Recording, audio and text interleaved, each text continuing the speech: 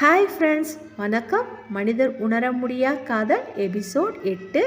நம்ம சேனலை சப்ஸ்கிரைப் பண்ணாதவங்க சப்ஸ்கிரைப் பண்ணுங்கள், உங்கள் நண்பர்களுக்கு ஷேர் பண்ணுங்கள், லைக் பண்ணுங்கள், உங்கள் கருத்துக்களை கமெண்ட்ஸில் சொல்லுங்கள். மறக்காமல் பெல் ஐக்கானை ப்ரெஸ் பண்ணுங்கள். லக்ஷ்மி இளவரசு திட்டம் எவ்வாறு நித்யாவின் வாழ்வில் மாற்றத்தை ஏற்படுத்தப் போகிறது என்று பார்க்கலாம். தம்பிகளா, அந்த பையனே பயந்து போயிருக்கான். தம்பி, அந்த பொண்ணு கழுத்தில் கட்டி 3 முடிச்சு போடு என்று அர்ச்சகர் கூறினார். அவன் மெல்ல அவளது கழுத்திற்கு அருகில் சென்றதும் கை மேலும் நடுங்கியது. நித்யா தலை குனிந்து நின்றாள். அல்லா, எனக்கு தைரியத்தை கொடு என்று மனதில் வேண்டிக்கொண்டு 3 முடிச்சை எண்ணிக்கொண்டே போட்டான். நித்யா மனதிற்குள், ராமா, எங்களை காப்பாற்று என்று வேண்டிக் கொண்டாள். தாலி கட்டியாச்சு, மாலையை மாற்றிக்கோங்க என்றார் அர்ச்சகர். சலீம் அவனது கழுத்தில் இருந்த மாலையை எடுத்தான். நித்யாவும் அவளது கழுத்தில் இருந்த மாலையை எடுத்தாள். இன்பத்திலையும் துன்பத்திலையும் நாங்கள் ஒன்றாக இருப்போம். என் அன்பு முழுவதும் உனக்குத்தான், உன் அன்பு முழுவதும் எனக்குத்தான். மனதாலும் உடலாலும் உனக்கு உண்மையாக இருப்பேன்னு சொல்லிட்டு மாலையை மாற்றிக்கோங்க. இந்த மாலையை மாற்றுறது எதுக்குன்னு இப்போ புரியுதா? உங்களோடது எல்லாம் இவருக்கு சொந்தம், இவரோடது எல்லாம் உங்களுக்கு சொந்தம் என்று அர்ச்சகர் கூறியதும் நித்யாவும் சலீமும் அவர் கூறிய வார்த்தையை மனதார ஏற்றுக்கொண்டு சொல்லியவாறே மாலையை மாற்றிக்கொண்டனர்.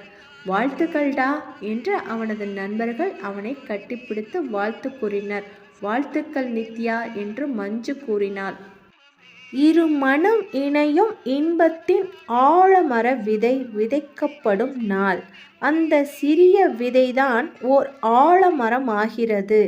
இந்த சிறு இதயங்கள் இணையும் நேரம்தான் பல விழுதுகள் தோன்ற காரணமாகும் நாள்.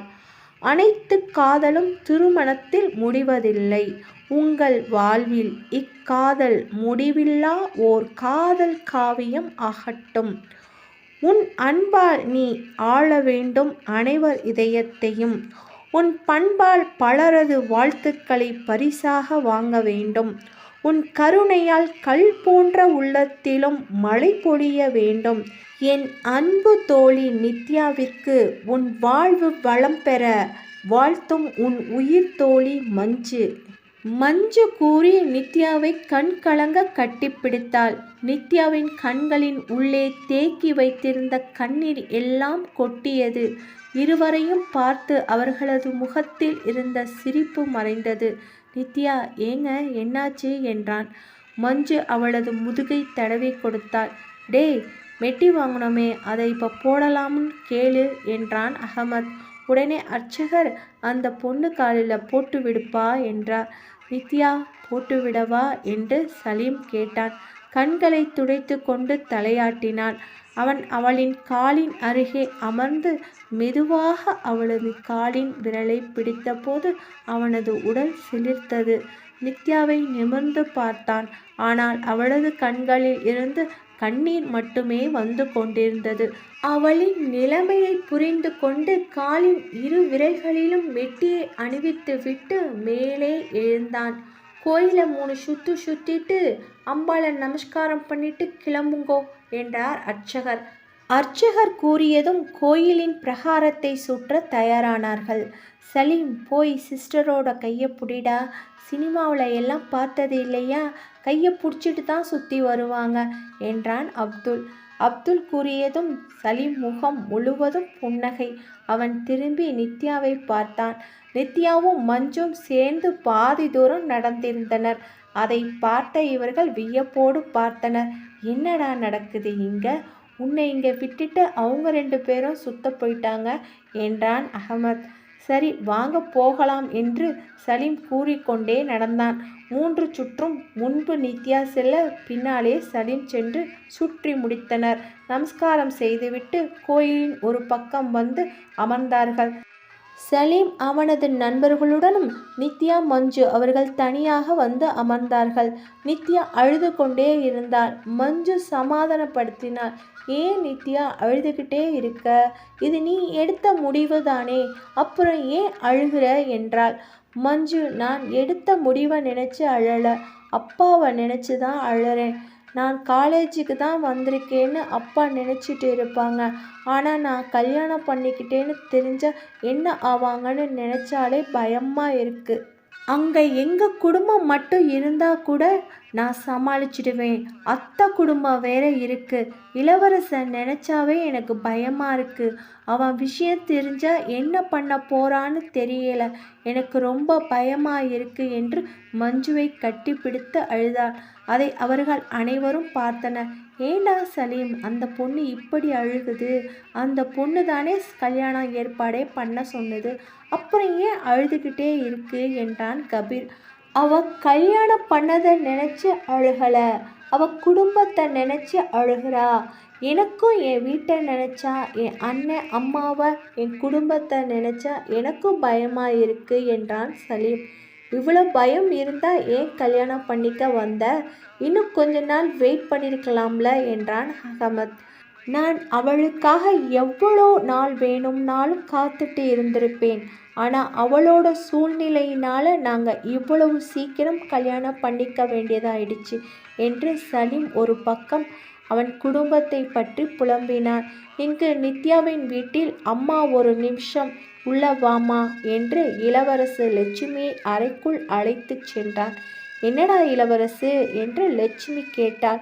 நான் சொல்கிறத கேட்டு அதிர்ச்சி அடைஞ்சு கத்தி கூச்சல் போட்டுடாத என்றான் இளவரசு. என்ன விஷயம்னு சொல்லுடா என்றாள் லட்சுமி.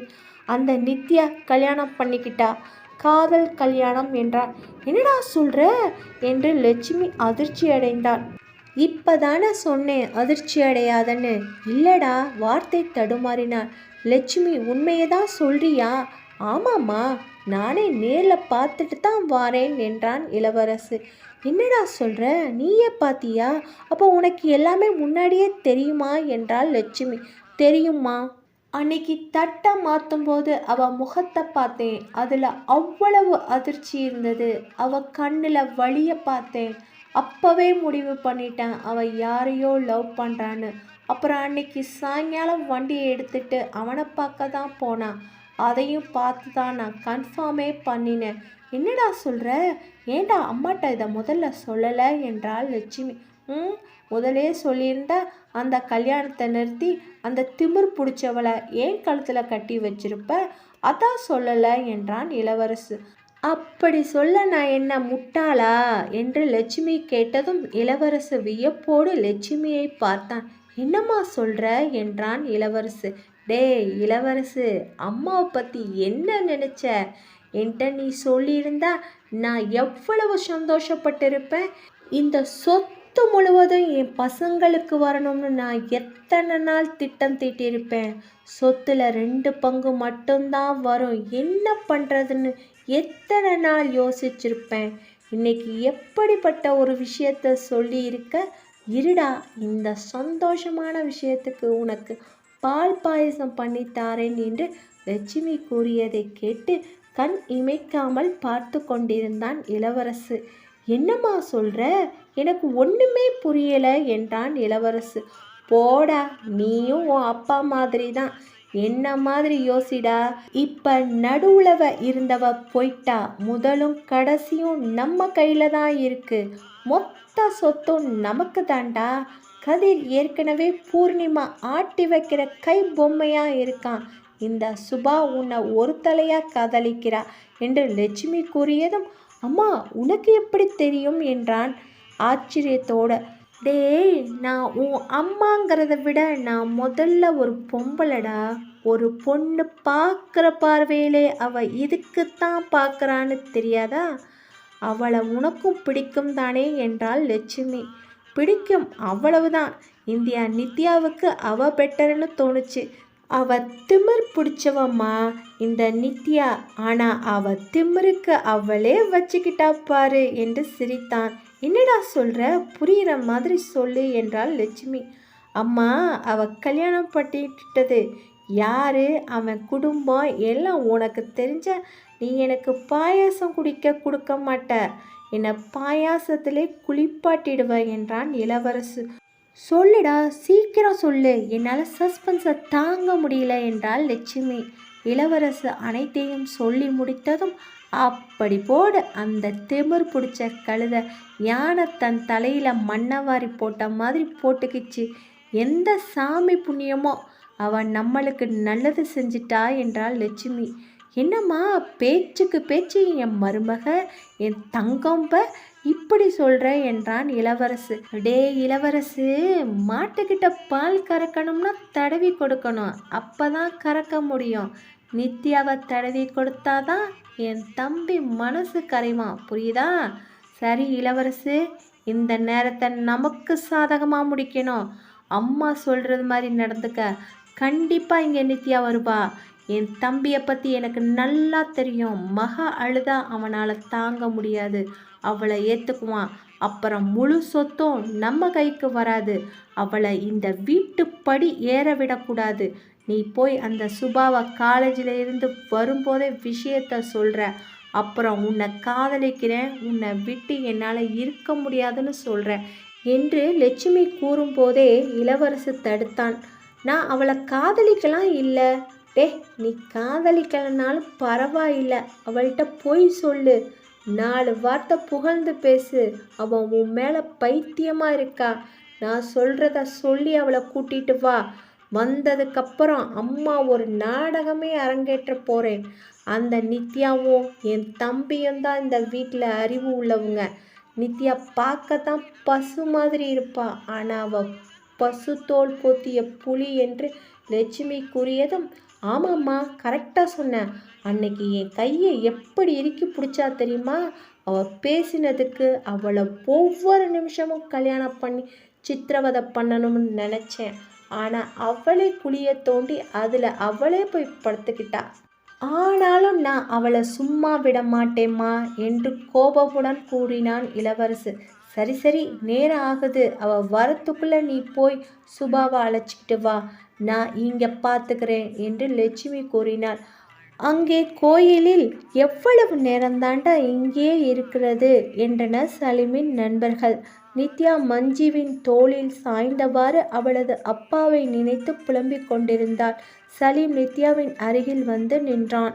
உங்கள் வீட்டை பற்றி நினச்சி அழுகிறீங்களா? அழாதீங்க, எல்லாம் சரியாயிடும். எனக்கு என் வீட்டை நினச்சா பயமாக தான் இருக்குது என்று சலீம் கூறியதும் மஞ்சு கேட்டாள். உங்கள் வீட்டில் எத்தனை பேர் என்றாள். அதற்கு சலீம், எங்கள் வீட்டில் மொத்தம் என்னையும் சேர்த்து 6 பேர் என்று கூறினான். நீங்கள் என்ன படிக்கிறீங்க என்றாள் மஞ்சு. நான் BA English literature final year படிக்கிறேன் என்றதும் மஞ்சுவும் நித்யாவும் அவனை வியப்போடு பார்த்தார்கள். சுத்தம் என்று மஞ்சு கூறினார். அப்போ நித்யாவோட நீங்கள் சின்ன பையனா என்றதும் நித்யாவும் சலீமும் மஞ்சுவை பார்த்தார்கள். நான் எதுவும் தப்பாக கேட்கலையே, ஏன் 2 பேரும் என்னை இப்படி பார்க்குறீங்க? இவ BE computer science final year, அதான் கேட்டேன் என்றதும் சலீம் அதிர்ச்சியோடு, அப்போ நீங்கள் எங்கள் காலேஜில் படிக்கலையா? நான் எங்கள் காலேஜில் தான் படிக்கிறீங்கன்னு நான் எத்தனை தடவை எங்கள் காலேஜில் ஒவ்வொரு கிளாஸாக சுற்றி வந்திருக்கேன் தெரியுமா என்றதும் மறுபடியும் மஞ்சு சுத்தம் என்று சலித்து கொண்டாள். சலீம் மறுபடியும் கூறினான், அதான் உங்களை என்னால் பார்க்கவே முடியல. நான் 1 வருஷம் லேட்டாக தான் காலேஜில் சேர்ந்தேன். குடும்ப சூழ்நிலையினால் எனக்கு வயசு 22 ஆகுது. உங்களுக்கு என்ன வயசுன்னு அப்பாவியாக கேட்டான். மஞ்சு சிரித்தார். இனிமே வயசை கேட்டு என்ன பண்ண போகிறீங்க? பாவம், நீங்கள் இவ்வளோ சின்ன பையனாக இருக்கீங்க, இவ்வளோ விட 5 வயசு சின்ன பையன் என்று மஞ்சு கிண்டல் அடித்தாள். அது சலீமிற்கு புரியாமல், என்ன 5 வயசா என்று நித்யாவை பரிதாபமாக பார்த்தான். அவன் பார்த்த பார்வையில் நித்யாவிற்கு சிரிப்பு வந்தது. அவள் சொல்லும் முன் மஞ்சு நித்யாவின் கையை பிடித்து அழுத்தி சும்மா இரு என்று கஞ்சாடை செய்தாள். இப்போ என்ன பண்ண போறீங்க என்றாள். மஞ்சு, பரவாயில்லைங்க, காதலுக்கு வயசு முக்கியமில்லை என்று பாவமாக கூறினான். சரி போகட்டும், நீங்கள் நித்யாவை உங்கள் காலேஜில் தேடினேன்னு சொன்னீங்கல்ல, எந்த கிளாஸ் படிக்கிற பொண்ணுங்களில் தேடினீங்க என்றால் மஞ்சு. இவங்க ஃபஸ்ட் இயர் படிக்கிற மாதிரி தானே இருக்காங்க, அதான் அந்த கிளாஸில் தேடினேன் என்றதும் நித்யா சிரித்து கொண்டே, ஐயோ அவள் உங்களை ஓட்டுறா, எனக்கு 21 வயசு தான் ஆகுது, நீங்கள் பயப்படாதீங்க என்றதும் மஞ்சு சிரித்தாள். சலீம் ஒன்றும் சொல்லாமல் அவன் நண்பர்களிடத்தில் சென்று புலம்பினான். நித்யா, என்னால் இதுக்கு மேலே இங்கே இருக்க முடியாது. மணி ஆகுது, காலேஜ் விடுற நேரம், நான் கிளம்பணும் என்றாள் மஞ்சு. நித்யாவை கையை பிடித்து கொண்டு எனக்கு பயமாயிருக்குடி என்றாள். நீ தானே இந்த முடிவை எடுத்த. காதலனா இருந்தவன் மேலே உன் நம்பிக்கையை வச்ச. இப்போ அவன் உன் கணவன் என்றாள் மஞ்சு. அதான் எனக்கு பயமாயிருக்கு என்று கண் கலங்கினாள் நித்யா. எல்லாம் சரியாயிடும், நான் கிளம்புறேன் என்று மஞ்சு சலீமிடம் கூறிவிட்டு புறப்பட்டாள். மஞ்சு போன பாதையே பார்த்து கொண்டிருந்தாள், மனதில் 1000 கேள்விகளுடனே. டேய், தனியா சிஸ்டர் உட்காந்துருக்காங்க, போய் பேசிடா, பக்கத்தில் உட்காந்து என்றான் அப்துல். அவன் கூறியதும் சலீம் நித்யாவின் அருகில் சென்று அமரும்போது அவள் கொஞ்சம் தூரம் தள்ளி அமர்ந்தாள். அதை அனைவரும் கவனித்தனர். சலீமிற்கு ஒன்றும் புரியவில்லை. தான் அவளது கணவன்தானே என்று நினைத்தவன் அமைதியாக இருவருமே எதுவும் பேசாமல் அமர்ந்திருந்தனர். அங்கே நித்யா வீட்டில் லட்சுமி அனைவரிடத்திலும் விஷயத்தை கூறி அவளது நாடகத்தை அரங்கேற்றி கொண்டிருந்தார். பொண்ணு பண்ணினது சரியா தம்பி? நிச்சயதார்த்த பத்திரிக்கை என் வீட்டுக்காரர் பாதி சொந்தக்காரங்களுக்கு வச்சிட்டாரு. நீயும் இங்கே தெரிஞ்சவங்களுக்கு எல்லாம் கொடுத்துட்ட. இந்த அசிங்கத்தை சொல்லி எப்படி நிச்சயதார்த்தத்தை நிறுத்த முடியும் என்று அழுதாள். ஆனந்த் அதிர்ச்சியில் உறைந்து போயிருந்தான். பக்கத்தில் ஆனந்தி நித்யாவை திட்டிக் கொண்டு அழுது கொண்டிருந்தார். சுபா அவ அம்மாவை சமாதானப்படுத்தி கொண்டிருந்தார். ஏமாமா, எங்கள் அம்மாவுக்கு கொடுத்த வாக்கு என்னாச்சு? இந்த பொண்ணு எங்கள் வீட்டுக்கு மருமகளாக வரணும்னா என் அண்ணன் வீட்டோட மருமகனாக இருக்கணும்னு சொன்னீங்க. நிச்சயதார்த்தம் நின்று போச்சுன்னா யார் என் அண்ணனுக்கு பொண்ணு கொடுப்பா? சொல்லுங்க மாமா, உங்கள் வாக்கு என்னாச்சு என்று பூர்ணிமா கேட்டதும், எங்கள் அப்பா வாக்கை நான் காப்பாற்றுறேன், நான் இளவரசு மாமாவை கல்யாணம் பண்ணிக்கிறேன் என்று சுபா கூறியதும் ஆனந்த் அதிர்ச்சியோடு சுபாவை பார்த்தான். பாருங்க, இவ தாங்க நம்ம பொண்ணு, நம்ம மானத்தை காப்பாற்ற வந்த இவ நம்ம பொண்ணா? நம்ம குடும்பத்தை கேவலப்படுத்தின அவ நம்ம பொண்ணா? எவ்வளோ பாசம் வச்சு வளர்த்தீங்க, அவ எவ்வளவு பெரிய துரோகத்தை செஞ்சிருக்கா.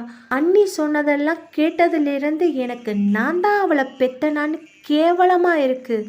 அவன் கூட 3 மாதமாக லிவிங் டுகெதரில் இருந்திருக்காளாம். சே, சொல்லவே அசிங்கமாக இருக்குது. 3 மாதமாக கர்ப்பமாக வேற இருக்காளாம். சே, இப்படி போட்ட பொண்ணையா என் வயிற்றில் சுமந்தேன். அண்ணி சொல்ல எனக்கு உயிரே போச்சு என்று ஆனந்தி சொல்ல சொல்ல ஆனந்த் கலங்கி போனான். பூர்ணிமா கதறி கண் காட்டினான். அப்பா, அவ இந்த வாசப்படியை மிதிக்கக்கூடாது, அவ வந்தா அவளை உள்ளேயே விடக்கூடாதுப்பா என்று கதிர் துள்ளினான். சொல்கிறேன்னு வருத்தப்படாத ஆனந்தி, எங்கள்கிட்ட உங்களை போல வசதி இல்லைனாலும் மான மரியாதை இருக்குது. எவனோ ஒருத்தனுக்கு சமமாக என் பையனும் இந்த வீட்டுக்கு மாப்பிள்ளையாக இருக்க மாட்டான். அவளை ஏற்றுக்கிட்டா இந்த 2 கல்யாணத்தையும் நிறுத்திடலாம்னு லட்சுமி கூறியதும் கதிரும் சுபாவும் அதிர்ச்சியோடு அத்தை என்றனர். ஆனந்தி அழுது கொண்டே, இங்கே பாருங்க, ஓடி போனவளுக்காக நம்ம 2 பிள்ளைங்க வாழ்க்கையை கெடுக்க போறீங்களா சொல்லுங்க என்று ஆனந்தி கத்தினார். அவள் சின்ன பொண்ணு, அவள் ஏதோ தெரியாமல் தப்பு பண்ணிட்டா, நாம தானே மன்னிக்கணும். அவள் குழந்தை ஆனந்தி என்று மகள் மேல் உள்ள பாசத்தில் கண் கலங்கினான் ஆனந்த். பூர்ணிமா, இளவரசு, லட்சுமி 3 பேரும் கோபமுடன் ஆனந்தை பார்த்தார்கள். ஆமாப்பா, அவள் குழந்தை தான், அதான் அவள் வயிற்றில் குழந்தை வளருது. ஏதோ என் பையன் எல்லா விஷயத்தையும் விசாரித்தான். இல்லை, எவன் பிள்ளைக்கும் என் பையன் அப்பாவாக இருக்கணும். ஏமாத்துக்காரி, எப்படி ஏமாத்திட்ட? அவன் நல்லாவே இருக்க மாட்டா என்றதும் அக்கா என்று ஆனந்த் கத்தினான். அவள் தப்பு பண்ணிட்டாதான், அதுக்காக ஏன் முன்னாடியே என் பொண்ணுக்கு சாபம் கொடுப்பியா என்று கத்தினான். எவ்வளவு அசிங்கப்பட்டாலும் மகளை விட்டு கொடுக்க மாட்டாங்கிறானே என்று மனதை நினைத்தவள், சரி பூர்ணிமா, இளவரசு கிளம்புங்க, நமக்கு இனிமே இங்கே என்ன வேலை? வரவங்க வரப்போகிறாங்க, நம்ம போகிறவங்க போக வேண்டியதுதான்னு சொன்னதும் கதிரும் சுபாவும், அம்மா என்னம்மா, அவ தப்பு செஞ்சதுக்கு நாங்கள் அனுபவிக்கணுமா என்று பதிலுக்கு அவர்கள் வேறு கத்தினார்கள். ஆளுக்கால் ஒவ்வொன்றாக கூறிக்கொண்டே சென்றார்கள். பொறுமை இழந்த ஆனந்த், இப்போ என்னதான் பண்ண சொல்கிறீங்க என்று கத்தினான். எனக்கு சத்தியம் பண்ணுங்க, அவளை ஏற்றுக்க மாட்டேன், அவளை பார்க்க மாட்டேன்னு நம்மளை தலை குனிய வச்சவ போனது போனதாகவே இருக்கட்டும், நம்ம 2 பிள்ளைங்க வாழ்க்கையாவது நல்லா இருக்கட்டும் என்று ஆனந்தி கூறியதும் ஆனந்த் உடைந்து போனான்.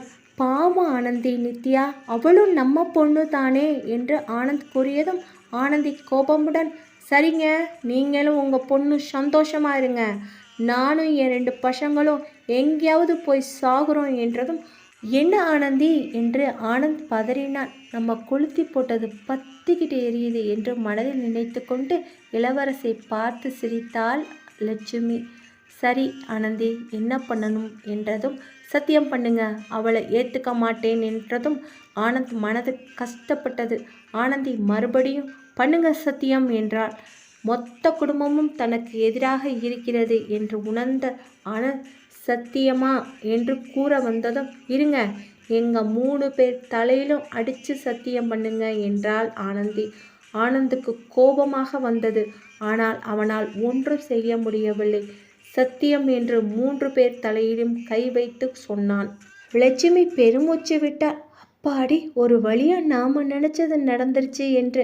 அங்கு கோயிலில் சலீம் நித்யா அடுத்து என்ன பண்ணணும் என்று கேட்டதும் நித்யா அவனை பார்த்து, இன்னும் கொஞ்ச நேரம் ஆகட்டும், இருட்டா ஆயிடுச்சுன்னா தெருவில் யாரும் இருக்க மாட்டாங்க, அப்போ எங்கள் வீட்டுக்கு முதல்ல போகலாம் என்றாள். அதை கேட்டதும் சலீமிற்கு அதிர்ச்சியாக இருந்தது. என்ன, உங்கள் வீட்டுக்கா என்று கேட்டதும் நித்யா கூறினாள், பயப்படாதீங்க, நான் பார்த்துக்கிறேன், எனக்கு எங்கள் அப்பாவை பார்க்கணும் என்று கூறியவாறு அழுதார். சரி சரி போகலாம், ப்ளீஸ் அழாதீங்க என்று சமாதானப்படுத்திவிட்டு அவர்கள் நண்பர்களிடத்தில் சென்றான். என்னடா அவங்க வீட்டுக்கு போகணுங்கிறா என்றான் சலீம். உடனே அவனது நண்பர்கள், ஏதாவது பிரச்சனை வந்தால் என்ன பண்ணுறது என்று அவர்களுக்குள் பேசி கொண்டனர்.